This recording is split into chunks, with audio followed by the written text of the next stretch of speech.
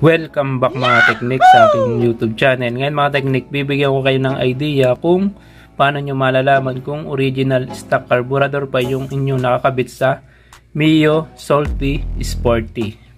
Yan mga teknik. Para kung sakaling bibili kayo ng second hand na carb, alam nyo na yung itsura at palatandaan ng original stock carb. Nga pala mga teknik, meron tayo ditong carburetor. Ito mga teknik ay stock carb ng Mio Salty 2019 model. Yan.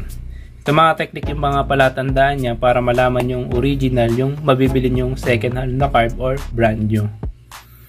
Una mga teknik yan, ang tatak nga pala niya ay Keihin. Dito tayo mga teknik sa kanyang serial number. Ito, yan.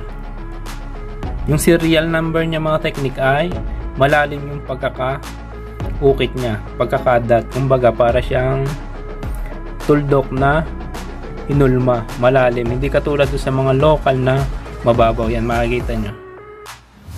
Yan. Yan yung original. Sunod mga teknik, dito sa likod meron siyang nakalagay na NCB. Yan. Yan. Tingnan nyo na lang mga teknik yung itsura nya. Bago mga teknik, yung kulay nya ibang iba dun sa local na mga carb. Ito mga teknik medyo iba yung pagka-white ng alloy niya. Hindi katulad dito sa local yan. Ganito yung local na carb. Ganyan yung kulay na stock na replacement. Ito, ganito pagka-original yan.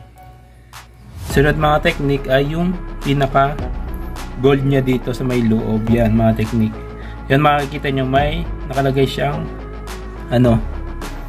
parang Star Keihin na logo bago may 120. Nakasulat 120. Yan. Nakaukit dito sa gold na bilog na nasa loob ng carb. Yan yung original. Yan mga teknik, silipin nyo na lang kung kamukha ng inyong mabibiling second hand na carb para malaman nyo kung original. Yan. Tsaka nga pala mga teknik, mas mabigat yung original carb kesa sa dun sa local or replacement. Ito mabigat to. Kasi original nga to ng Mio Salty 2019 model. Ayan.